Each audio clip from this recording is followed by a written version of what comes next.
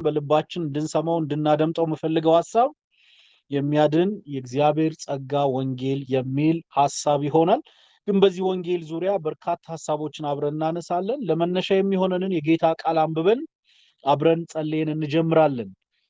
እንግዲህ እንደምታደምጡኝ ተስፋ አድርጌ ለመነሻ የሚሆነን የጌታ ቃል የሐዋርያት ሥራ ምዕራፍ 20 ቁጥር 24 ላይ ያለውን ነው እንደ ሞቶ ያነሳ ነው።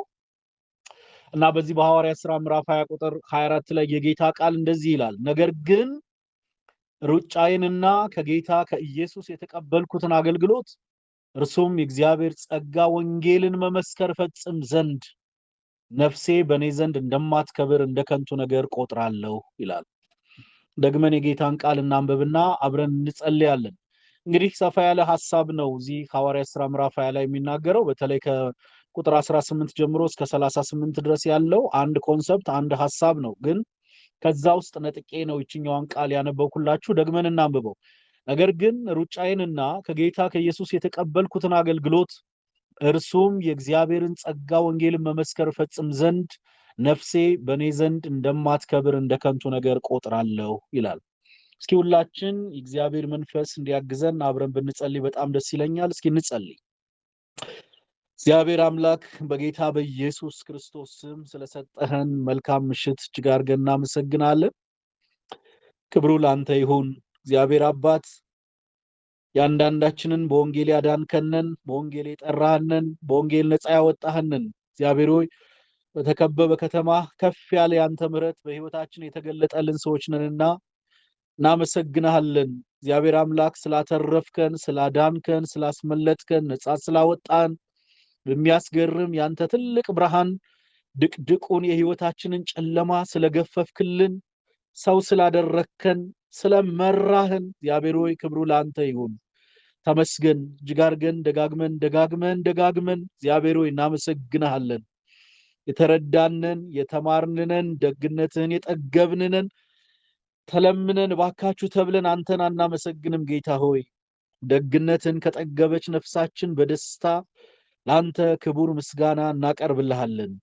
በዚህ ምሽት ዛሬም ደግሞ እንደገና በመካከላችን እንድትሆን በመንፈስህ፣ በጸጋህ፣ በኃይልህ፣ በክንድህ፣ በብርታትህ ያንዳንዳችን እንድትናገረን በመካከላችን ቃልህ ጉልበታም፣ ቃልህ ትልቅ፣ ቃልህ አሸናፊ እንዲሆን በቃልህ ጉልበት አንድ ወደፊት ጉዞ እንድንጓዝ ወደ አጀንዳህ፣ ወደ ፈቃድህ፣ ወደ ሐሳብህ እኛን ወደ ፈጠርክበት አጀንዳ እንድትገፋን ቃልህ በመካከላችን በማንም ሰው እንዳይሸነፍ በመካከላችን ለቃልህ ጠንካራ ጉልበታም የሆነ ሰው እንዳይኖር ነገር ግን በቃልህ ሁላችን እንድታሸንፈን ቻሌንጅ እንድታረገን እግዚአብሔር መንፈስ ሆይ በመካከላችን እንጋብዛለን። ተመስገን። ቀሪ ጊዜያችንን ባርክልን በክርስቶስ ኢየሱስ ስም አሜን። እንግዲህ ያደመጣችሁኝ እንደሆነ ተስፋ አደርጋለሁ። ይህን ያክል ከጸለይን ቅድም ለመነሻ ያነሳሁትን ሐሳብ ተንተርሼ ለመናገር ልሞክር። እንግዲህ ቅድም መጀመሪያ ላይ እንዳነበብኩላችሁ ያነበብኩላችሁ ክፍል በሐዋርያት ሥራ ላይ ያለውን ሐሳብ ነውና የዚህ ሐሳብ አጠቃላይ ተናጋሪው አውሪው ይህን ሐሳብ እያቀረበ ያለው ሐዋርያው ጳውሎስ ነው እና ሐዋርያው ጳውሎስ ነገር ግን ሩጫዬን ከጌታ ከኢየሱስ የተቀበልኩትን አገልግሎት እርሱም የእግዚአብሔር ጸጋ ወንጌል መመስከር ፈጽም ዘንድ ነፍሴ በእኔ ዘንድ እንደማትከብር እንደ ከንቱ ነገር ቆጥራለሁ የሚል ኮንሰፕት ያነሳል እና እዚህ ቦታ ላይ ስለ ሩጫ ያወራል። ሩጫዬን ይላል፣ የተቀበልኩትን አገልግሎት ይላል፣ የእግዚአብሔር ጸጋ ወንጌል ይላል፣ እፈጽም ዘንድ ይላል፣ ነፍሴ እንደማትከብር እንደ ከንቱ ነገር ቆጥራለሁ ይላል። አንድ 4-5 ነገሮችን ነው ሰብሰብ አድርጎ እዚህ ቦታ ላይ የሚናገረው። ግን እስኪ ከዚህ ሰፋ አድርገን ወጣ ብለን ረዘም አድርገን ለማየት እንዲያመችን ሁላችሁ እንደምታውቁት ታይትላችን የእግዚአብሔር የጸጋ ወንጌል የሚል ነው እና የሚያድን የእግዚአብሔር ጸጋ ወንጌል። ይህ ወንጌል የእግዚአብሔር ወንጌል ነው። ይህ የእግዚአብሔር ወንጌል ደግሞ የሚያድን ነው። ይህ የሚያድነው የእግዚአብሔር ጸጋ ደግሞ ወንጌል ነው የሚል ነው። እንደ አጠቃላይ መጽሐፍ ቅዱሳችንን ሰፋ አድርገን ካየን አጠቃላይ ከብሉይ ኪዳን ጀምሮ እስከ አዲስ ኪዳን ድረስ ከዘፍጥረት እስከ ራዕይ ድረስ ሙሉ ሐሳቡ ሙሉ ኮንሰፕቱ በብዙ ታሪኮችና በበርካታ አባቶች በበርካታ ድርጊቶች የተሞላ ቢሆንም መጽሐፍ ቅዱሳችን አንድ ጠንካራ አጀንዳ ያለው ፎከስ የተደረገበት አንድ ሐሳብ ነው። ያም የወንጌል አጀንዳ ነው፣ የወንጌል ሐሳብ ነው ሁላችሁ እንደምታውቁት። ይህ ወንጌል የጀመረው ገና በዘፍጥረት ምዕራፍ 3 ቁጥር 15 ላይ ከሴቲቱ የሚወለደው እርሱ የእባቡን ራስ ይቀጠቅጣል ከሚለው አንዳንድ ሰዎች ይሄንን ቃል ፕሮ ኢቫንጀል የሚሉት ከወንጌል በፊት የነበረ ወንጌል ብለው ከሚያነሱት ከዘፍጥረት ምዕራፍ 3 ጀምሮ ይህ ወንጌል ያለመቀየር የመጽሐፍ ቅዱሳችን ገዢ ሐሳብ ሆኖ ቀጥሏል። ብዙ ሰዎች ሲናገሩ መጽሐፍ ቅዱሳችን አጀንዳው ወንጌል ነው፣ አጀንዳው ሚሽን ነው፣ አጀንዳው ኮቨነንት ነው እያሉ ይናገራሉ። ሁሉም ቃሎች ግን ቢሰበሰቡ ሐሳቡ አንድ ነው። ያም ሐሳብ የወንጌል ሐሳብ ነው። እንግዲህ በሚቀጥሉት ጊዜያቶች ሰፋ አድርገን የምናየው ሆኖ እንግዲህ ሰው ሆነን ስንፈጠር ቀደም እንዳነሳሁት መጽሐፍ ቅዱሳችን ሰውን እግዚአብሔር ሲፈጥረው ጀምሮ ግልጽ ለሆነ አጀንዳ ነው እግዚአብሔር የፈጠረው። ቀደም እንዳነሳሁት የዘፍጥረት ምዕራፍ 3 ቁጥር 15 እኔ በብሉይ ኪዳን ውስጥ ከመወዳቸው ደጋግሞ ቀልቤን ከሚስቡት ቃላቶች ውስጥ አንዱ እሱ ነው። በጣም ጉልበታም ቃል ነው። ይሄንን ቃል ተንተርሶ ነው አጠቃላይ የእግዚአብሔር ወይም የአድህኖተ እግዚአብሔር ዘላለማዊ እቅድ የተብራራበት መነሻ የሆነ ቃል ነው ሁላችሁ እንደምታውቁት። ለምሳሌ በዘፍጥረት ምዕራፍ 3 ቁጥር 15 ከሴቲቱ የሚወለደው እርሱ የእባቡን ራስ ይቀጠቅጣል ካለ ጊዜ ጀምሮ ወደ ዘፍጥረት ምዕራፍ 12 ብትሄዱ ለአብርሃም ከተገባው 7 ምርጥ ተስፋዎች ውስጥ አንደኛው አሕዛብ ሁሉ በዘርህ ይባረካሉ የሚለው ኮንሰፕት ይሄንን ቃል ተንተርሶ የመጣ ነው ሁላችሁ እንደምታውቁት። ወደ ዘፍጥረት ምዕራፍ 37 ብንሄድ ከይሁዳ ነገድ የሚለውም ራሱ በቀጥታ እግዚአብሔር ለሰው ልጆች ይዞት የመጣውን ከይሁዳ ነገድ የሚመጣውን አዳኝ የሚያሳይ ነው። እነዚህን አልፋችሁ ዘጸአት ውስጥ ገብታችሁ የመውጣት ዘመንን ብታስቡ በአጠቃላይ እስከ ኢያሱ መጽሐፍ ድረስ ያለውን ኮንሰፕት ብታዩ ራሱን ኢያሱን እንኳን ብታዩ ኢየሱስ የሚል ኮንሰፕት እንዳለው ትመለከታላችሁ። መሳፍንት መጽሐፍ ላይ ብንሄድ በበርካታ የመውደቅና የመነሳት ታሪክ ውስጥ እግዚአብሔር የሚያድን አምላክ ተደጋጋሚ ድል የሚሰጥ አምላክ መሆኑን የምናይበት ነው። በነገስታት መጽሐፍ ውስጥም ብንሄድ በነገስታት መጽሐፍ ውስጥ ባለታሪክ ሆነው በጣም ደምቀው ከታዩ ሰዎች ውስጥ ከሶስቱ ሳኦል፣ ዳዊትና ሰለሞን ውስጥ በተለይ የዳዊት ንግስና፣ የዳዊት ጸጋ፣ የዳዊት ቅባት፣ የዳዊት መጠራት፣ የዳዊት ወደዚህ ታሪክ ውስጥ መምጣት በቀጥታ ከክርስቶስ ኢየሱስ የመምጣትና የመንግስት ታሪክ ጋር የሚገናኝ ነው። የነገስታትን ታሪክ ትንሽ አለፍ ብላችሁ ፕሪ-ኤግዛይሊክም ኤግዛይሊክም ፖስት ኤግዛይሊክም ኤጅ ብትመለከቱ እነዚህን ቅድመ ምርኮ የምርኮና ድህረ ምርኮ ዘመናቶችን አጠቃላይ ጠቅለል አድርጋችሁ ብትመለከቱ ኮንሰፕታቸው የሚመጣ አዳኝ አለ የሚል ነው። ለምሳሌ ዳንኤል በምርኮ ዘመን የተነሳውን ብትወስዱ በጣም ጥልቅ የሆኑ ትንቢት ከተናገሩ እንደውም አንዳንድ ነቢያቶች ነጠላ፣ አንዳንድ ነቢያቶች ድርብ፣ አንዳንድ ነቢያቶች ድርብርብ ትንቢት ከሚናገሩት ውስጥ አንዱ ዳንኤል ነው። እና ዳንኤል አንዱ ድርብርብ ትንቢት ተናገረ ከሚያስብለው ውስጥ በወቅቱ ለነበረው ማህበረሰብ መልእክት ነበረው። እሱ ከተነሳበት ከ600 ምናምን ዓመት በኋላ ስለሚመጣው ኢየሱስ መልእክት ነበረው። ገና እኛ እንኳን ስላላየነው ዓለም የቢያብራራ ደግሞ መልእክት ነበረው። ያም ስለሚመጣው አዳኝ ስለዚህ ወንጌል እየተናገረ ነው ያለው። አዲስ ኪዳን ላይ ስትመጡ የወንጌል ዘመን የምንለው በአጠቃላይ ኢየሱስ በምድር ላይ ፊዚካሊ የነበረበት ዘመን እናያለን። ከዛም ማለፍ ስንል እንግዲህ የሐዋርያት ሥራ መጽሐፍ ውስጥ ስንገባ ዛሬ ወዳነበብነው ክፍል እንመጣለን። እና ይሄ ዘመን ደግሞ በተለይ ኢየሱስ ከሄደ በኋላ ፊዚካሊ ቤተክርስቲያን ግልጽ የሆነ አጀንዳ ይዛ በምድር ላይ የተገለጠችበትን ሰፋ ያለ ኮንሰፕት የሚያብራራልን የሐዋርያት ሥራ መጽሐፍ ነው። እንግዲህ ሐዋርያት ሥራ ምዕራፍ 20 ላይ ከመግባታችን በፊት ዝም ብላችሁ ሐዋርያት ሥራ መጽሐፍን ጠቅለል አድርጋችሁ ብትመለከቱት አንድ 5-6 ጠንካራ ሐሳቦች ያሉት ነው ሁላችሁ እንደምታውቁት። ሐዋርያት ሥራ ምዕራፍ 1 ቁጥር 8 አጠቃላይ የሐዋርያት ሥራ መጽሐፍ ማስተር ቨርስ የምንለው ነው እና ስለ መሄድ የሚያወራ ነው ሁላችሁ እንደምታውቁት። በኢየሩሳሌም፣ በይሁዳ፣ በሰማሪያ የሚል ኮንሰፕት ያለው ሐሳብ ነው። ስለ መሄድ ስለ መስበክ የሚያወራ ነው። ስለ ደርዙ ስለ አድራሻው የወንጌል አድራሻ ምን ያክል ይሆናል የሚል ነው። ሐዋርያት ሥራ መጽሐፍ የወንጌል አገልጋዮች ምን አይነት ይሁኑ የሚል የሚያወራ ነው። ለወንጌል ስለሚያስፈልጉ ነገሮች የሚያወራ ነው። በወንጌል ውስጥ ስለሚከፈል ዋጋ የሚያወራ ነው። የወንጌል መልእክቱ ምን ይሁን የሚለውን የሚያወራ ነው። የወንጌልን ኃይል ደግሞ የሚያወራ ነው። በአጠቃላይ ሐዋርያት ሥራ መጽሐፍ እነዚህ 5-6 ጠቅለል ያሉ ኮንሰፕቶችን የያዘ ነው። እንግዲህ ቅድም እንዳነሳሁት በዚህ የአድህኖተ እግዚአብሔር ዘላለማዊ አጀንዳ ውስጥ ገና ከዘፍጥረት ማለዳ ጀምሮ አንድ ታሪክ ነው የነበረው ብንልም በርካታ ባለ ታሪኮችን ግን እግዚአብሔር ጠርቷል። ከተጠሩ ሰዎች ውስጥ አንዱ ሐዋርያው ጳውሎስ ነው። ሐዋርያው ጳውሎስ በጣም በአዲስ ኪዳን ውስጥ ደግሞ ቻሌንጅ የሚያደርገን እግዚአብሔር ከጠራቸው ሰዎች ውስጥ ዛሬም ድረስ ጉልበታም ጠንካራ ዱካው የማይጠፋ ታሪክ ካላቸው ሰዎች መካከል ሐዋርያው ጳውሎስ የተናገረውን ሐሳብ ነው ለመነሻነት ዛሬም እንኳን እኔ የተጠቀምኩት። ሁላችሁ እንደምታውቁት ሐዋርያው ጳውሎስ ማለት በአዲስ ኪዳን በጣም ዩኒክ የሆነ በቃ አዲስ ኮንሰፕት ይዞ የመጣ ከመጀመሪያዎቹ ሐዋርያት ቀጥሎ ከኢየሱስ ጋር ፊት ለፊት የተገናኘ በጣም በሚያስገርም መገለጥ እግዚአብሔር የተገለጠለት ግልጽ አጀንዳ የተሰጠው በርካታ ቸርቾችን ፕላንት ያደረገ በብዙ ሺህ የሚቆጠርን ሕዝብ ወደ እግዚአብሔር መንግስት ያመጣ የአዲስ ኪዳናችንን 13 14 መልእክት የጻፈ እጅግ በጣም አስገራሚ ሰው ነው።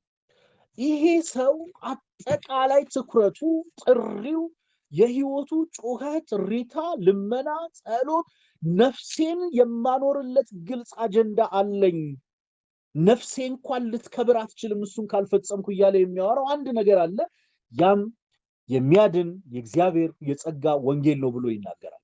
እንግዲህ ጳውሎስ እዚህ ላይ በጣም ቦልድ አድርጎ አጠንክሮ ጮሆ ከኖርኩ ነፍስ ካለኝ ነፍሴን የማኖርለት አንድ ጠንካራ ሐሳብ አለ ያም የእግዚአብሔር የጸጋ ወንጌል መስበክ ነው ብሎ ይናገራል። እንግዲህ ይሄንን ትልቅ የእግዚአብሔር ሰው ትልቁን ጳውሎስን ሐዋርያው ጳውሎስን ነፍሱን እስከ መስጠት የሚሰጠው አጀንዳ የእግዚአብሔር የጸጋ ወንጌል ከሆነ ይህ ወንጌል ለቤተ ክርስቲያንም ግልጽ አጀንዳዋ ሆኖ መሰጠቱን እናያለን። በመሰረቱ ቤተ ክርስቲያን ሁለት መሰረታዊ ኃላፊነቶች አሏት በዚህ ዘመን። ግልጽ የመገኘት በዚህ ምድር ላይ ቤተ ክርስቲያን የመኖር አጀንዳዋ ሁለት አጀንዳ ነው። እሱም ወንጌልን መስበክና በወንጌል ስብከት የዳኑትን ደቀ መዝሙር የማድረግ ነው።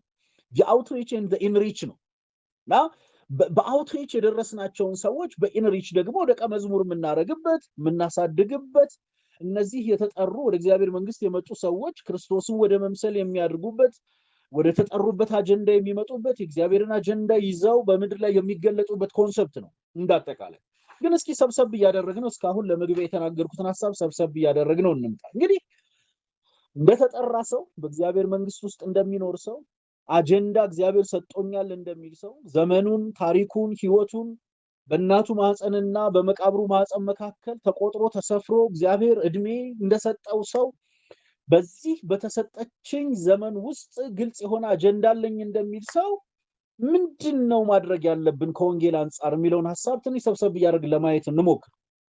እንግዲህ ከዚህ በኋላ በስልጠናዬ ውስጥ ላካትታቸው የምችላቸውን ሐሳቦች ነው እየተናገርኩ የምሄደው። እንግዲህ ከጳውሎስም ጀምሮ ዛሬም በእኛ ዘመን ውስጥ እንደ ሰው ሊያመልጣቸው የማይችላቸው ጠንካራ ኃላፊነቶች አሉበት። ማንም ሰው የሆነ ሁሉ ክርስቲያን የሆነ ሁሉ በእግዚአብሔር ጸጋ የዳነ ሁሉ በቤተ ክርስቲያን የሚኖር ሰው ሁሉ ክርስቶስ ኢየሱስ ግልጽ አጀንዳ ሰጥቶኛል የሚል የትኛውም ሰው ሊያመልጣቸው የማይችላቸው ኃላፊነቶች አሉት ከወንጌል አንፃር። የመጀመሪያው ሰው ለኃጢአቱ ያለውን ኃላፊነት ሊያመልጥ አይችልም። ሰው ሊያመልጣቸው የማይችላቸውን ኃላፊነቶች ነው እየተናገርኩ የምሄደው። የመጀመሪያው ሰው ለኃጢአቱ ያለውን ኃላፊነት ሊያመልጥ አይችልም። አንድ ሁለት ለፍርድና ለዘላለማዊነት ያለውን ኃላፊነት ሊያመልጥ አይችልም። ሶስት ለእግዚአብሔር የማዳን ዕቅድ ያለውን ኃላፊነት ማምለጥ አይችልም። ምንድን ያልኩት? ሰው ሁሉ በእግዚአብሔር መንግስት ውስጥ ያለ ማንም ሰው እኔ አንተና አንቺ እኛ በእግዚአብሔር መንግስት የተጠራን ሰዎች ሁሉ ልናመልጣቸው ማንችላቸው ሶስት ኃላፊነቶች። የመጀመሪያው ሰው ለኃጢአቱ ያለውን ኃላፊነት ማምለጥ አይችልም።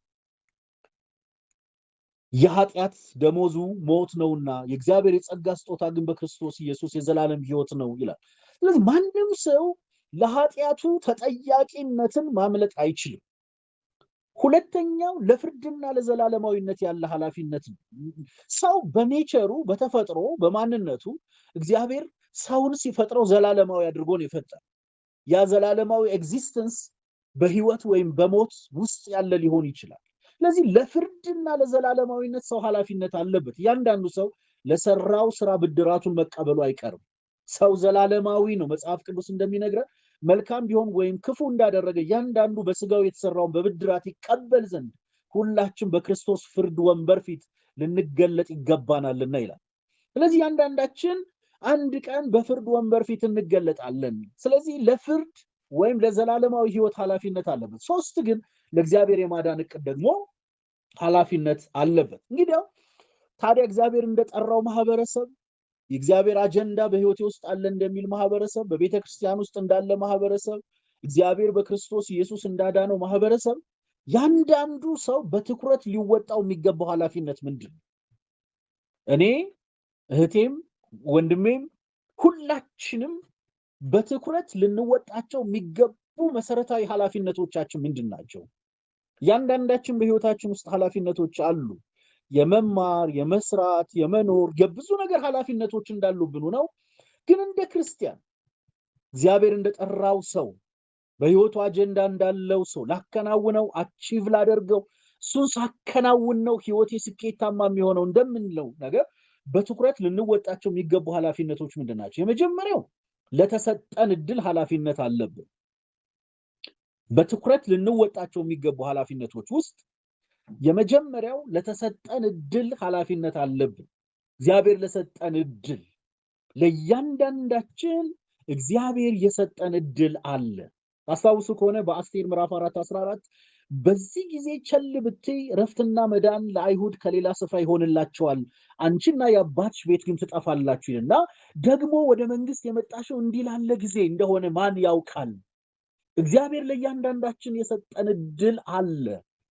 በትኩረት ልንወጣው የሚገባው አንዱ ነገር ለተሰጠን እድል ነው። አንድ ሁለተኛው በትኩረት ልንወጣው የሚገባን ነገር ለተረዳነው እውነት፣ የገባን እውነት አለ፣ የተረዳነው እውነት አለ፣ የዳንበት እውነት አለ፣ ሰው የሆንበት እውነት አለ፣ ከጨለማ ያመለጥንበት እውነት አለ፣ ዘላለማዊ ህይወትን ሴኪዩር ያደረግንበት እውነት አለ፣ ከቃሉ የተረዳነው እውነት አለ እና ለዚህ ለተረዳነው እውነት ኃላፊነት አለብን። ሶስተኛ እንደ ክርስቲያን ልንወጣው በትኩረት ልንወጣው የሚገባው ኃላፊነት በሌሎች ለምናሳድረው ተጽዕኖ ነው። ህይወት ለተጽዕኖ የተፈጠረች ነች። ያንዳንዳችን በህይወታችን ግላዊ ታሪክ ብቻ ኑሮን እንድንሞት እግዚአብሔር አልጠራንም። ሰው የሶሻል ሳይንስ ሰዎች ሲናገሩ ኖ ማን ኢዝ አን አይስላንድ ይላል። ሰው ብቻውን ደሴት ሆኖ ለመኖር የተፈጠረ አይደለም። በተለይ ደግሞ በወንጌል ስንጠራ ያንዳንዳችን የተጠራ ነው በሌሎች ሰዎች፣ በሌሎች ወንድሞች፣ በሌሎች እህቶች፣ በኮሚኒቲው፣ በማህበረሰቡ፣ በቸርቻችን፣ በአገራችን ላይ ተጽዕኖ ለማምጣት ነው። ስለዚህ በትኩረት መወጣት ያለብን ሶስተኛው ነገር በሌሎች ላይ ለምናሳድረውን ተጽዕኖ ነው። ለራስህና ለትምህርት ተጠንቀቅ፣ ይህን ብታደርግ ራስህንም የሚሰሙህንም ታድናለህ ይላል ጳውሎስ ሲናገር ለጢሞቴዎስ። ስለዚህ ሶስተኛው በሌሎች ለምናሳድረው ተጽዕኖ ነው። አራተኛው ግን እግዚአብሔር ለሰጠን ጸጋ ነው። እየተናገርኩ ያለሁት በትኩረት ልንወጣቸው የሚገቡ ኃላፊነቶችን ድንገት የዘለለ ያልሰማኝ ሰው ካለ ትንሽ ለመድገም ያክል ነው። በትኩረት ልንወጣቸው የሚገቡ ኃላፊነቶች ለተሰጠን እድል ኃላፊነት አለብን፣ ለተረዳነው እውነት ኃላፊነት አለብን፣ በሌሎች ሰዎች ለምናሳድረው ተጽዕኖ ኃላፊነት አለብን፣ እግዚአብሔር ለሰጠን ጸጋ ኃላፊነት አለብን። እያንዳንዳችን ህይወት ውስጥ እግዚአብሔር ግልጽ ጸጋ አስቀምጧል። ልዩ ልዩ የእግዚአብሔርን ጸጋ ደጋግ መጋቢዎች እንደመሆናችሁ እያንዳንዳችሁ የጸጋ ስጦታ እንደተቀበላችሁ ይላል መጽሐፍ ቅዱስ። እያንዳንዳችሁ የጸጋ ስጦታ እንደተቀበላችሁ፣ ሁላችን የተቀበልነው የጸጋ ስጦታ አለ። ለዚህ የእግዚአብሔር የጸጋ ስጦታ ኃላፊነት አለብን። እግዚአብሔር ጸጋ የሚሰጠን ቅድም እንዳልነው ለተጽዕኖ ነው፣ ለኢምፓክት ነው። ወንጌል በምድር ላይ አሸናፊ እንዲሆን ነው፣ እግዚአብሔር መንግስት እንዲገዛ ነው። ስለዚህ ለተሰጠን ጸጋ ኃላፊነት አለብን። ሌላው ባለን ነገር ሌሎችን የማገልገል ኃላፊነት ነው። ሁላችን እጃችን ላይ፣ ኪሳችን ላይ፣ ቤታችን ላይ፣ ኑሯችን ላይ፣ መድረካችን ላይ ያለን ነገር አለ። በዛ ባለን ነገር ሌሎችን ለማገልገል ኃላፊነት አለብን። በመጨረሻ በትኩረት ልንወጣቸው ከሚገቡ ኃላፊነቶችና በጣም ከዛሬ ትምህርቴ ጋር የሚገናኘው የወንጌል አደራ ኃላፊነት ደግሞ አለብን። እንደ ክርስቲያን በትኩረት ልንወጣቸው የሚገቡ ነገሮች ለተሰጠን እድል፣ ለተረዳነው እውነት፣ በሌሎች ለምናሳድረው ተጽዕኖ፣ እግዚአብሔር ለሰጠን ጸጋ፣ በሌሎች ባለን ነገር ሌሎችን የማገልገልና በመጨረሻም ለወንጌል አደራ ኃላፊነት አለብን። ወንጌል ለማንም የተሰጠ አርቀን የምንወረውረው የነንተና ስራ የነንተና ኃላፊነት ነው የምንለው ሳይሆን በክርስቶስ ኢየሱስ ለዳን ለሁላችን የተሰጠ ኃላፊነት ነው። ስለዚህ ወንጌል የቤት ስራችን ነው። ወንጌል አጀንዳችን ነው። ወንጌል ኑሯችን ነው። ወንጌል ትዳራችን ነው። ወንጌል የወጣትነት የጉብዝና የሽምግልና ማንነታችን ነው። ከወንጌል የተነጠለ ታሪክ እንደ ክርስቲያን ሊኖረን አይችልም። ስለዚህ በህይወት ዘመናችን ውስጥ አከናውነዋለሁ ብለን ከምናስባቸው ግብ ከምናረጋቸው ከምናቀዳቸው መሰረታዊ ዋና ነገሮች ውስጥ አንዱ የወንጌል አደራ ነው። ለዚህ ነው ጳውሎስ ለዚህ ነው ነፍሴን የምሰጠው ይላል። እንደምታውቁት ፈረንጆች በጣም ደስ የሚለኝ አባባል አላቸው። ስታርት ፍሮም ዘ ኢንድ ይላሉ። ከመጨረሻ ጀምር ይላሉ። ምን ጀምር? ከመጀመሪያ። ግን ምን ለማለት ፈልገው ነው? ግልጽ አጀንዳህን ወቀው። የት መድረስ እንደምትፈልግ ወቀው። ማከናወን የምትፈልገውን ወቀው። ለምን መኖር እንደምትፈልግ ወቀው። ወገኖቼ እግዚአብሔር የጠራን ለወንጌል ነው። በልተን ጠጥተን ለብሰን አጊጠን አግብተን ወልደን በምሪት መሬት ተመርተን ታሪካችን በዛ ምድራዊ ዓለም ተከቦ እንድናልፍ ሳይሆን ከምድር ለዘለለ ግልጽ አጀንዳ እግዚአብሔር ጠርቶናል። በኃላፊነት ልንወጣው እግዚአብሔር ገንዘብ ቢሰጠን፣ ዘመን ቢሰጠን፣ ጉብዝና ቢሰጠን፣ መድረክ ቢሰጠን፣ ሀብት ቢሰጠን፣ ጸጋ ቢሰጠን ሁሉንም አጠራቅመን ልንፈጽመው የሚገባ ግልጽ የቤት ስራችን ምንድነው ከተባለ ወንጌልን የመስበክ አጀንዳ ነው። ስለዚህ እንደገና ሪፍሬዝ ላደርግ የምፈልገው ይህ ወንጌል የእግዚአብሔር የጸጋ ወንጌል ነው። ይህ ወንጌል ሰዎችን ሁሉ የሚያድን ወንጌል ነው። በህይወት ዘመናችን ውስጥ ኃላፊነት አለብን ካል አንዱና ጠንካራው ኃላፊነታችን ይህን ወንጌል የመስበክ ኃላፊነት ነው። እንግዲህ ይህ የእያንዳንዳችን የቤት ስራ ከሆነ እንደምታውቁት ለዚህ ወንጌል ይሄ ነው የማይባል በርካታ ዋጋ ተከፍሏል። እኛ ሁላችን ወፍ ዘራሾች አይደለንም። የሆነት ለመናገር እዚህ ኢትዮጵያ ውስጥ እንኳን ወደ እግዚአብሔር መንግስት ለመጣን ለእያንዳንዳችን መምጣት ምክንያት የሚሆን ከፍ ያለ ዋጋ ከኛ በፊት የነበሩ ሰዎች ከፍለዋል። ጳውሎስ ነፍሴን እሰጣለሁ እንዳለው አጨራረሱ እንደምታውቁት ነው። የጳውሎስን ኢትዮጵያ ውስጥ እስከ አንገታቸው ተቀብረው በላያቸው ላይ ፈረስ ተነድቶ እግራቸውን አጠው፣ እጃቸውን አጠው፣ ገንዘባቸውን፣ ንብረታቸውን፣ ሀብታቸውን አጠው፣ መብታቸውን አጠው በሰበኩት ወንጌል ነው እኛ ሄዳለሁ። ስለዚህ ወንጌል ዋጋ ተከፍሎ የተሰበከ ነው ጳውሎስ እንደሚለው እና ይህን ወንጌል እኛም ደግሞ ኃላፊነት ተሰጥቶናል። ቅድም በግልጽ እንደተናገርኩት እንግዲያው ቤተክርስቲያን ኤግዚስት ካደረገች እያንዳንዳችን የቤተክርስቲያን አካል ከሆን አጀንዳችን ምን ይሁን ከተባለ ወንጌል ሊሆን ይገባል ብዬ አምናለሁ። ብንዘምር፣ ሽማግሌ፣ ዲያቆን፣ መጋቢ፣ ሐዋርያ ዋሬቨር ብንሆን ይሄ ሁሉ ነገር ተሰብስቦ ወንጌልን ካልሰራ ዋጋ አለው ብዬ አላስብም። እንግዲያው ቅድም እንዳልኩት በየትኛውም ሀገር የየትኛውም የኢትዮጵያ ጥግ የትኛውም የኢትዮጵያ ኮርነር በገጠርም ይሁን በከተማ ቤተክርስቲያን ካለች በቤተክርስቲያን ውስጥ ደግሞ ሰው ካለ ያሉ ሰዎች ደግሞ እኛ፣ እኔ፣ አንተ፣ አንቺ ከሆን እንግዲያው መኖራችን ለሁለት ግልጽ አጀንዳ ነው። አንድም ወንጌልን ለመስበክ፣ ሁለትም ደቀ መዝሙር ለማድረግ ነው። አንድም ወንጌል ላልሰሙ ጆሮዎች ይሄን ወንጌል ለመስበክ፣ ሁለትም ግን የዳኑት ደግሞ ክርስቶስን በመምሰል ህይወት ውስጥ እንዲያድጉ ለማድረግ። ሁላችሁ እንደምታውቁት the highest achievement of Christianity የሚባለው የክርስትና ትልቁ ሰክሰስ፣ ስኬት፣ ጥሪ፣ ጣራ የሚባለው ቆመን ብዙ ህዝብ ላይ መስበክ አይደለም። የክርስትና የስኬት ጣራ ማለት የልጁን መልክ መምሰል። ሮሜ ላይ እንደሚናገረው ነገር ሁሉ ለበጎ እንዲደረግ እናውቃለን ብሎ ሲጨርሰው የልጁን መልክ ይመስሉ ዘንድ አስቀድሞ ደግሞ ወስኗልና ይላል። ነገር ሁሉ ለበጎ እንዲደረግ እናውቃለን የሚለው ጳውሎስ በሰርግም በሐዘንም ስለሰበክ ነው አይደለም። ነገር ግን የትኛውም አይነት ነገር ይሁን ተሰብስቦ ለበጎ ሲደረግ የልጁን መልክ እንድንመስል ነው የሚያደርገን ነው የሚለው። ስለዚህ ለነዚህ ሁለት ነገሮች ተጠርተናል፣ ለወንጌል ስርጭትና ለደቀ መዝሙርነት። እንግዲያው ቅድም እንዳልኩት ዓለም ላይ ከፍተኛ ሀብት ለወንጌል ይወጣል። በርካታ ሰዎች ህይወታቸውን፣ አካላቸውን፣ ኑሯቸውን፣ ትዳራቸውን ትተው ሰብከውታል ይህን ወንጌል። ዛሬም ብዙ ኢንቨስት እየተደረገበት ነው። ግን ይሄ ሁሉ ዋጋ ለምንድን ነው የሚከፈለው ካል ወንጌል እንዲሰበክ ነው። ታዲያ የምንሰብከው ወንጌል ምንድን ነው? ምንድን ነው ይሄ ወንጌል ካል የመጀመሪያው ሁላችን የምናውቀው ብዙ ጊዜ በጆሮአችን የሰማነው ኮንሰፕት፣ ታዲያ ይሄ ወንጌል ምንድን ነው? ይሄ እግዚአብሔር የጸጋ ወንጌል ነው። እግዚአብሔር ሰዎችን የሚያድንበት ወንጌል ነው። ያን የምናወራው ወንጌል ምንድን ነው ከተባለ የመጀመሪያው መልካም ዜና ነው። ይሄ መልካም ዜና ነው። ሰዎች ለምን ይሞታሉ? ለምን ዋጋ ይከፍላሉ? ጳውሎስ ነፍሴ በእኔ ፊት አትከብርም ይሄን ወንጌል ካልሰበኩት እያለ የሚያወራው ይሄ ወንጌል ምንድን ነው? የመጀመሪያው ነገር ይሄ ወንጌል መልካም ዜና ነው፣ የምስራች ነው። ብዙ ጊዜ ይሄንን ቃል እንናገራለን። ግን ለምንድን ነው መልካም ዜና የሆነው? ለምንድን ነው የምስራች የሆነው ካል ለሁሉም የሚበቃ ጽድቅ ተዘጋጅቷል የሚል ስለሆነ፣ የኃጢአት ዕዳ መከፈሉን የሚያውጅ ስለሆነ፣ የእርቅ በር መከፈቱን የሚያውጅ ስለሆነ ነው። ሁሉ ነገር የምስራች ሊሆን አይችልም። ግን ወንጌል የምስራች ነው የምንለው ለምንድን ነው ከተባለ ሁሉንም ሰው ሊያድን የሚችል ብቁ የሆነ ጸጋ ተዘጋጅቷል የሚል ስለሆነ፣ ያ ብቻ ግን አይደለም፣ የኃጢአት ዕዳ መከፈሉን የሚያውጅ ስለሆነ መጽሐፍ ቅዱስ በግልጽ እንደሚናገረው በኢየሱስ ክርስቶስ በሆነው ቤዛነት በኩል እንዲሁ በጸጋው ይጸድቃሉ ስለሚል፣ የእርቅ በር ደግሞ መከፈቱን የሚያውጅ ስለሆነ ነው። ያ ብቻ ግን አይደለም። ወንጌል የምስራች የሆነው ለምንድን ነው ከተባለ ወንጌል የእግዚአብሔር ኃይል ስለሆነ ነው። ደግሞ የምንሰብከው ወንጌል ምንድን ነው ከተባለ የምስራች ነው አንድ። ሁለተኛ ግን ወንጌል ደግሞ የእግዚአብሔር ኃይል ስለሆነ ነው።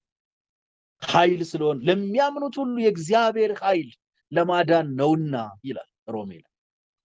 እና ይሄ ወንጌል የእግዚአብሔር ኃይል ነው። እግዚአብሔር ኃይሉን የሚገልጽበት ነው። የእግዚአብሔር የኃይሉ መገለጫ ነው። እግዚአብሔር ኃጢአትን ያሸነፈበት፣ ዲያብሎስን ያሸነፈበት፣ የሰውን ውድቀት የረታበት፣ ጽድቅ የታወጀበት፣ ሕይወት የታወጀበት እና የእግዚአብሔር የኃይል መገለጫ ነው። ሶስተኛው ይህ ወንጌል የምስራች የሚሆነው ለምንድን ነው ከተባለ የክርስቶስን የማዳን ዜና ስለሆነ ነው። እንግዲህ ጠቅለል ስናደርገው ወንጌል ይህን ያክል ዋጋ እንክፈልለት የምንለው ወንጌል ምንድን ነው ከተባለ መልካም ዜና ነው። ወንጌል እግዚአብሔር ኃይል ነው። ደግሞም የክርስቶስ የማዳንም ዜና ነው።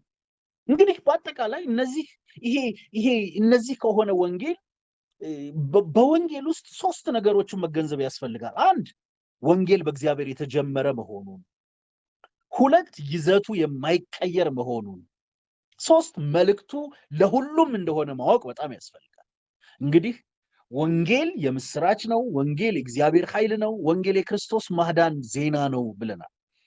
ይህንን ካል ይሄ የምናወራው ወንጌል ሶስት ነገሮች ጋር በጣም የተያያዘ ነው። አንድ፣ ወንጌል እግዚአብሔር የጀመረው ነው። እኛ የጀመርነው ደስ ስላለን የጀመርነው አማራጭ ስላጣን የጀመርነው ሳይሆን የወንጌል ጀማሪ ራሱ እግዚአብሔር ነው። ቅድም ደጋግሜ ያነሳሁት ቃል ዘፍጥረት ማለዳ ላይ አዳም በወደቀ ራቁቱን በሆነ ባልቻለ በተሸማቀቀ በእግዚአብሔር ሕልውናና በእግዚአብሔር መገኘት ፊት መቆም ባልቻለ በተደበቀ ጊዜ አዳም አይደለም እግዚአብሔርን ፈልጎ የመጣ፣ እግዚአብሔር ነው አዳምን ፈልጎ የመጣ እና ስለዚህ የወንጌል ጀማሪ ራሱ እግዚአብሔር ነው። አንድ።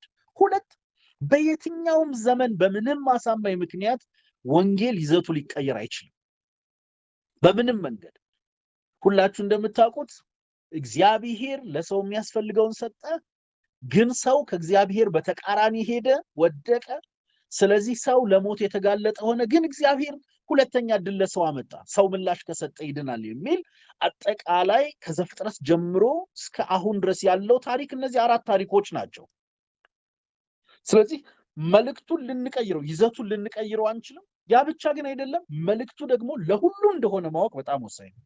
ስለዚህ ወንጌል በእነዚህ ሶስት ነገሮች ይብራራል። አንድ፣ እግዚአብሔር የጀመረው በመሆኑ፣ ሁለት፣ ይዘቱ የማይቀየር በመሆኑ፣ ሶስት ደግሞ ወንጌል ሁልጊዜም ለሁሉም ሰው የሚሆን መሆኑን ማወቅ በጣም ወሳኝ ነገር ነው ብዬ አስባለሁ።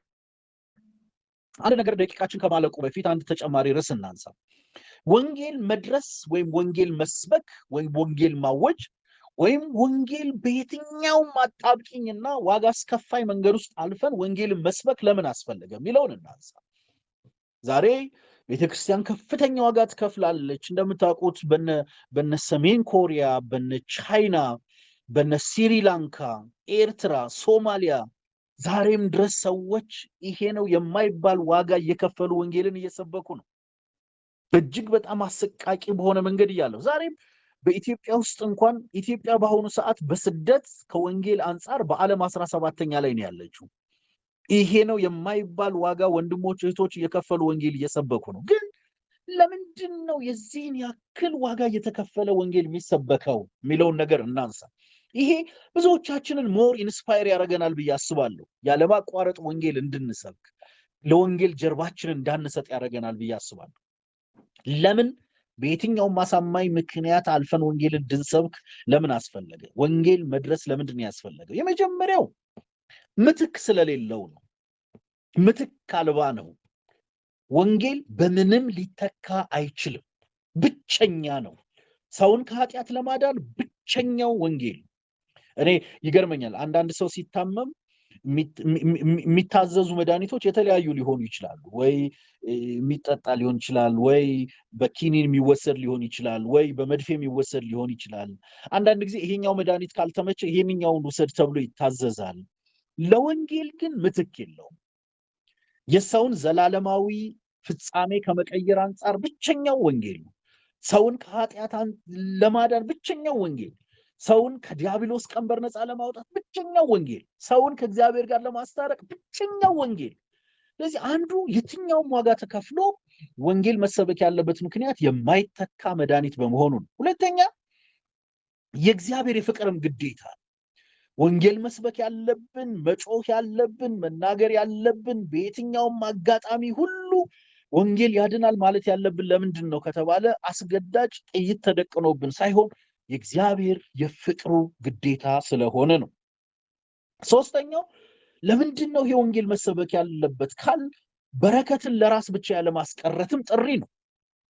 እኛ የዳንበትን፣ እኛ የተባረክንበትን፣ እኛ ነፃ የወጣንበትን፣ ሰላማችን የተመለሰበትን፣ ከዘሮቻችን ከተከተለን ቀንበር ነፃ ወጠን በእግዚአብሔር ቤት በጽድቅ በእውነት በቅድስና በህብረት በእግዚአብሔር መገኘት ውስጥ ኢንጆይ አድርገን ነፃ ወጠን ቀንበራችን ተሰብሮ እንድንኖር የሆንበትን የተባረክንበትን ይህንን ወንጌል ለራሳችን ብቻ ማስቀረት ስለሌለብን ነው። ሌላው ወንጌል በምንም አሳማኝ ምክንያት ሊቆም የማይችልበት ወይም መሰበክ ያለበት ምክንያት ክርስቶስ ዳግም ስለሚመጣም ነው። ለምንድነው ወንጌል መሰበክ ያለበት? ክርስቶስ ስለሚመጣ ነው። ጌታ ይመጣል። ኢየሱስ ይመጣል። ኢየሱስ ከዚህ በፊት መምጣቱን እርግጠኛ ከሆን፣ ቃሉን የምናምን ከሆነ፣ ቃሉ እውነት ነው፣ ቃሉ ሕያው ነው፣ ቃሉ የሚሰራ ነው፣ ቃሉ ስህተት የለውም ብለን የምናምን ከሆነ እንግዲያው ቃሉ እንደሚለው ክርስቶስ ዳግመኛ ይመጣል። ስለዚህ ከቁጣው ለማምለጥ ሲመጣ ከቁጣው አምልጠን የክብሩና የደስታው ተካፋይ ለመሆን ወንጌል መሰበክ አለበት። ለምንድነው ወንጌል የምንሰብከው? ማይተካ መድኃኒት በመሆኑ፣ የክርስቶስ ትእዛዝ በመሆኑ፣ የእግዚአብሔር የፍቅር ግዴታ በመሆኑ፣ ብቸኛ የደህንነት መልእክት በሆኑ፣ በረከትን ለራስ ብቻ ያለማስቀረት ደግሞ ክርስቶስ ስለሚመጣ ነው። ያ ብቻ ግን አይደለም። ለምንድነው ወንጌል መሰበክ ያለበት? ትውልድን ከገሃነም ለማስመለጥ ነው። እንደምታውቁት ኢትዮጵያ በጣም ባሳዛኝ ሁኔታ ነው ዛሬ ያለችው። በየቀኑ በመቶዎች የሚቆጠሩ ሰዎች የሚሞቱባት ሀገር ሆናለች። እኔ ሁልጊዜ የሚያስጨንቀኝ ነገር ቢኖር ሰዎች በምንም ምክንያት ከዚህ ምድር አለፉ፣ ግን ሰማዩስ፣ ዘላለማቸውስ፣ ፍጻሜያቸውስ? ይችኛዋ 70 እና 80 ዓመት ተቆጥራ የተሰጠችን ዓለም ልታልፍ ትችላለች። የሰው ዘላለማዊስ እዛስ ምንድን ነው የሚጠብቀው? ስለዚህ ወንጌል ለሕፃኑም፣ ለእናትም፣ ለአባትም፣ ለእህትም፣ ለወጣትም፣ ለተማሪም፣ ለሀብታምም፣ ለድሃም በምንም ዋጋ መክፈል ውስጥ አልፈን ወንጌል መስበክ የሚገባ ለምንድን ነው ከተባለ ክርስቶስ ዳግም ስለሚመጣ ነው። ሰዎችን ከገሃነም ለማስመለጥ ነው። ግን ያ ብቻ አይደለም። ለምንድን ነው ወንጌል መሰበክ ያለበት ከተባለ ለምድር ጠቃሚ ትውልድም ለማስነሳት ነው። ለዚች ምድር ጠቃሚ፣ ከዚች ምድር ቀምቶ የሚሄድ ብቻ ሳይሆን ያለውን ሁሉ ተጠቅሞ የዚችን ምድር ነገ፣ የዚችን ምድር እጣ ፈንታ ሊቀይር የሚችል ትውልድ የምናመጣው በወንጌል። አይነው ሁላችሁ እንደምታውቁት ከተወሰኑ ዓመታት በፊት በኢትዮጵያ ውስጥ ትንሽ ዩኒቨርሲቲዎች 13 ዩኒቨርሲቲዎች ነበሩን። አሁን ወደ 53 ዩኒቨርሲቲዎች አሉን። ቁጥር ስፍር የሌላቸው ኮሌጆች አሉን። የግል አለን፣ የመንግስት አለን፣ በጣም ከፍተኛ። ግን ከነዚህ ትምህርት ቤቶች እየተመረቁ የሚመጡ ሰዎች ብቻ የኢትዮጵያን መጻኢ ዕድል ይቀይራሉ ብዬ አላምንም። እንግዲያው ወንጌል መሰበክ ያለበት የዚችን አገር ነገ ሊቀይሩ የሚችሉ ትውልዶችን ለማፍራት ነው። ስለዚህ ወንጌል ለምን መሰበክ አለበት? ለምድር ጠቃሚ ትውልድ ለማፍራት፣ አቢዩዝ የማይደረጉ የማያደርጉ ኮራፕሽን ውስጥ የማይገቡ የተወራው ነገር የማይወስዳቸው ጥላቻ ውስጥ የማይገቡ ዘረኝነት ውስጥ የማይገቡ ህይወታቸውን ዕውቀታቸውን ጸጋቸውን ችሎታቸውን ለሌላ የሚያተው ለትውልድ የሚተርፉ ከራሳቸው የዘለለ አጀንዳ ያላቸው ሰማያዊውን በምድራዊው ቀሪውን በማይቀረው ጠፊውን በማይጠፋው ማይቀሩ ከዘላለም ጋር ታሪካቸውን ያቆራኙ ያገናኙ ሰዎች በወንጌል ነው ልናገኝ የምንችል። ቤስት ፖለቲከኞች፣ ቤስት የህግ አዋቂዎች፣ ቤስት ሐኪሞችን የምናገኘው ፖለቲከኞችን የምናገኘው በዚህ ወንጌል ውስጥ ስለሆነ አይምሯቸው የተቀየረ አስተሳሰባቸው የተቀየረ ቫልዩ ሲስተማቸው የተቀየረ እሳቢያቸው የተቀየረ የዳነ የተፈወሰ ህሊና ያላቸው እንደዛ አይነት ለአገር ጠቃሚ ትውልድ የምናስነሳው በወንጌል ውስጥ ስለሆነ ነው። ስለዚህ ለምንድን ነው ወንጌል መሰበክ ያለበት ከተባለ ጠቃሚ ትውልድ ለማፍራት ነው። ያ ብቻ ግን አይደለም። አሁን ነባራዊው እውነታም ያስገድደናል። የብዙ ሰው የመኖር ትርጉም ጠፍቶበታል። የህይወት አቅጣጫን አጥቷል። ማህበረሰብ እንዳጠቃላይ ተስፋ ቆርጧል። ብዙ ምድራዊ ነገር እያለ የባዶነት ስሜት ብዙዎችን እያጠቃ ነው። መንፈሳዊ ሙትነቱ አለ። በክፋት መቀጠል አለ። የህይወት አጭርነት ጨምሯል። የሚሞተው ሰው በስቷል። አጠቃላይ እነዚህ ነገሮች ወንጌልን አብዝተን እንድንሰብክም የሚያደርጉን ናቸው። ቁጥር ስፍር የሌለው የተሳሳቱ ሃይማኖቶች አሉ እንደምታውቋቸው። ዛሬ በዓለም ላይ የክርስቲያኑ ቁጥር አሁን ሪሰንትሊ ያየሁት ወደ 7.8 ቢሊዮን ህዝብ አለ ዓለም ላይ። ከዚህ ውስጥ 2.38 ብቻ ነው እንግዲህ በክርስትና ስም የሚጠራ። ስለዚህ በርካታ ሰዎች እንደገና ወንጌል መስማት አለባቸው። ሶማሌ ውስጥ 0.01% ብቻ ነው የዳነው ሰው። እስራኤል ውስጥ 3.5 ብቻ ነው የዳነው ሰው። ኤርትራ ብንሄድ 4% ብቻ ነው። በሴም ወይ በጣም ብዙ ሀገሮችን ብንሄድ እንደዛ ነው። ስለዚህ ወንጌል ለምን መሰበክ አለበት ካል ብዙ ሰዎች በተሳሳተ ሃይማኖት ስለሉ ነው። በአጠቃላይ ለምንድን ነው በምንም ዋጋ ከፍለን ወንጌል መስበክ ያለብን ከተባለ ወንጌል የበረከታችንም መንገድ ስለሆነ ነው። የተባረክንበት መንገድ ብዙ ሀገሮች ከረሃብ ከርዛት ከውድቀት የተነሱ በወንጌል ምክንያት ወንጌል ግለሰብን፣ ወንጌል ቤተሰብን፣ ወንጌል አገርን፣ ወንጌል ቤተክርስቲያንን ወደ በረከት የሚያመጣ በረከት ያስተሳሰብ ነው። በረከት የጤና ነው። በረከት የኢኮኖሚ ነው። በረከት የምድርን አፈር እንኳን የሚባርክ ወንጌል ብዙ አስቸጋሪ ሀገሮችን የቀየረ ወንጌል ነው። ስለዚህ እንዳጠቃላይ ታዲያ ይሄ ጳውሎስ ነፍሴን እንኳን አልሰስትለትም የሚለው ወንጌል መሰበክ አለበት የሚለው ወንጌል ለምንድን ነው መሰበክ ያለበት? የማይተካ መድኃኒት በመሆኑ የእግዚአብሔር የፍቅር ግዴታ በመሆኑ ብቸኛ የደህንነት መልእክት በመሆኑ በረከትን ለራስ ብቻ ላለመያዝ ክርስቶስ ዳግም ስለሚመጣ ትውልድን ከገሃነም ለማስመለጥ ለምድር ጠቃሚ ትውልድ ለማፍራት ነባራዊው የአሁኑ ዓለም ሁኔታ በርካታ የተሳሳቱ ሃይማኖቶች በዙሪያችን መኖራቸው እንዳጠቃላይ ወንጌል የበረከታችን ምክንያት በመሆኑ ነው። ከዚህ በአጠቃላይ ምንም ማሳማኝ ምክንያት ወንጌልን ላለመስበክ ልክ ልንሆን አንችል። ወንጌል መሰበክ አለበት። እግዚአብሔር ይመስገን። እንግዲህ ቅድም በአጠቃላይ የዚህ ወንጌል መልእክት እግዚአብሔር ሰውን ይወዳል። ሰው በኃጢአቱ ምክንያት ከእግዚአብሔር ተለይቷል፣ ግን እግዚአብሔር የእርቅ መንገድ አዘጋጅቷል። የሰው መመለስ በክርስቶስ ኢየሱስ ደግሞ ዘላለሙን ይቀይራል የሚለውን ሐሳብ አንስተናል። እንግዲህ ወገኖች በህይወት ዘመናችን በጣም ስኬታማ ነን ብለን ማሰብ ካለብን አንዱ ታሪካችንን ከወንጌል አንጻር ማየት መቻል አለብን ብዬ አምናለሁ። ይህ ያልተሸራረፈውን አሁን የተናገርኳቸውን 4 ነገሮች ለሰው ማቅረብ አለብን ብዬ አምናለሁ። አንዲት ርዕስ ብቻ ተናግሬ በ5 ደቂቃ 10 ደቂቃ ሲቀረኝ አቆማለሁ። ይሄን ርዕስ ተናግሬ ልጨርስ። ታዲያ ምን ያካትታል ወንጌል የሚለውን ብናነሳ ደስ ይለኛል። ወንጌል ምን ያካትታል? ፓኬጁ ምንድን ነው? ቅድም 4 ነገሮችን ተናግሬያለሁ፣ ግን ውስጡን እንየው እስኪ። ይሄ የምናወራው ወንጌል መጽሐፍ ቅዱስ የጻፈለት ወንጌል ኢየሱስ ወደ ምድር ያመጣው ወንጌል አባቶቻችን ታሪካቸው በሙሉ አብረው ሰፍተውት ፍጻሜያቸው ሁሉ ከዚህ ጋር አድርገውት ያለፉት ወንጌል አሁን በዓለም ላይ በኢትዮጵያ ብዙ አገልጋዮች የተጠሩለት ወንጌል ብዙ ሀብት የሚወጣበት ይሄ ወንጌል ምንድነው በውስጡ ያዘው? ምን ያካትታል? አንድ የኢየሱስ ክርስቶስን መስዋዕትነት ያካትታል። ይሄ ወንጌል ምንድነው የሚወራው ከተባለ የክርስቶስ መስዋዕትነት ነው። እርሱ ለኛ ነፍሱን ሰጥቷል ይላል።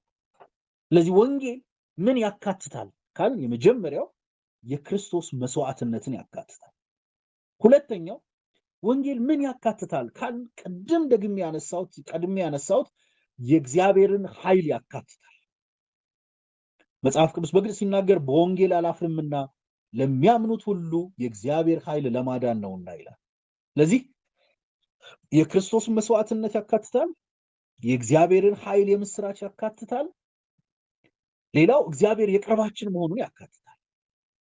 ወንጌል ምንድነው ያደረገ ምንድነው የያዘው ከተባለ እግዚአብሔርን ለሰዎች ቅርብ ያደረገ ነው። አክሰሰብል ያደረገ ነው። ከሰዎች ጋር እግዚአብሔር እንዲገናኝ ያደረገ ነው። በሰዎችና በእግዚአብሔር መካከል የቆመውን ግድግዳ ያፈረሰ ነው።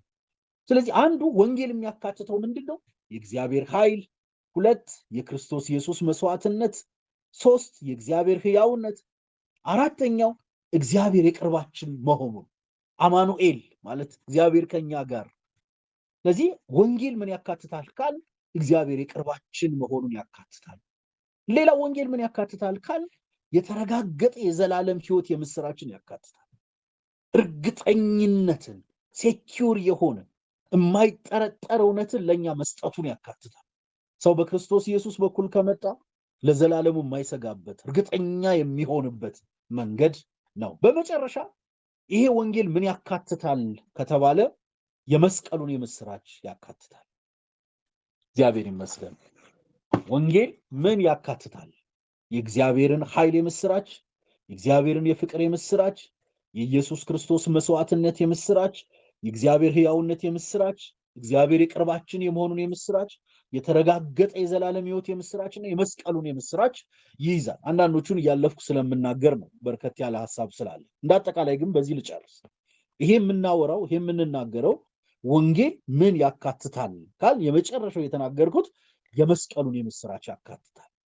ምን ማለት ይሄ ነው? የመስቀሉን የምስራች ስንል ምን እያወራን ነው ከተባለ መስቀል ነገረ መስቀል በአጠቃላይ ምን ማለት ነው ከተባለ ኃጢአትን መሸከም ነው። እርሱ ራሱ በስጋው ኃጢአትን ተሸከመ ነው የሚለው። ነገረ መስቀል እኛን ወደ እግዚአብሔር ማቅረብ ነው። ነገረ መስቀል እውነታው የእግዚአብሔርን ፍቅር መግለጥ ነው። ስለኛ እርግማን መሆን ነው። አስደናቂም ልውውጥ ነው። እኛ በእርሱ ሆነን የእግዚአብሔር ጽድቅ እንሆን ዘንድ እርሱ ስለኛ ኃጢአት አደረገው መለዋወጥ ነው። ቤዛነት ነው። በኢየሱስ ክርስቶስ በሆነው ቤዛነት በኩል እንደው በጸጋው ይጸድቃሉ የተባለ ነው። የክፋትን ኃይላት ማሸነፍ ነው። በክርስቶስ ሁልጊዜ ድል በመንሳቱ ይላል። የኃጢአት ይቅርታ ማግኘት ነው። በውድ ልጁ እንደ ጸጋው ባለጠግነት መጠን በደሙ የተደረገ ቤዛነታችን አገኘን፣ እርሱም የበደላችን ስርየት ነው ይላል። እግዚአብሔር ይመስገን። የሞተላቸውን ፈጽሞ ማዳኑ ነው። ቃሉ ሲናገር እንዲሁ ክርስቶስ ደግሞ የብዙዎችን ኃጢአት ሊሸከም አንድ ጊዜ ከተሰዋ በኋላ ያድናቸው ዘንድ ለሚጠባበቁት ሁለተኛ ጊዜ ያለ ኃጢአት ይታይላቸዋል ይላል። እንዲህ በአጠቃላይ ምን ለማለት ነው? ወንጌል ምንን ያካትታል ከተባለ የእግዚአብሔር ኃይል የምስራች፣ የእግዚአብሔር የፍቅር የምስራች፣ የክርስቶስ መስዋዕትነት የምስራች፣ የእግዚአብሔር ሕያውነት የምስራች፣ እግዚአብሔር የቅርባችን የመሆኑ የምስራች፣ የተረጋገጠ የዘላለም ሕይወት የምስራች፣ የመስቀሉን የምስራች ይይዛል ለማለት ነው። መስቀሉ የኃጢአት መሸከም፣ እኛን ወደ እግዚአብሔር ማቅረብ፣ የእግዚአብሔር ፍቅር መገለጥ፣ ስለኛ እርግማን መሆን፣ አስደናቂ ልውውጥ፣ ቤዛነት፣ የክፋትን ኃይል ማሸነፍ፣ የኃጢአትን ይቅርታ ማግኘት፣ የሞተላቸውን ፈጽሞ ማዳንን የሚያጠቃልል ይሆናል ማለት ነው።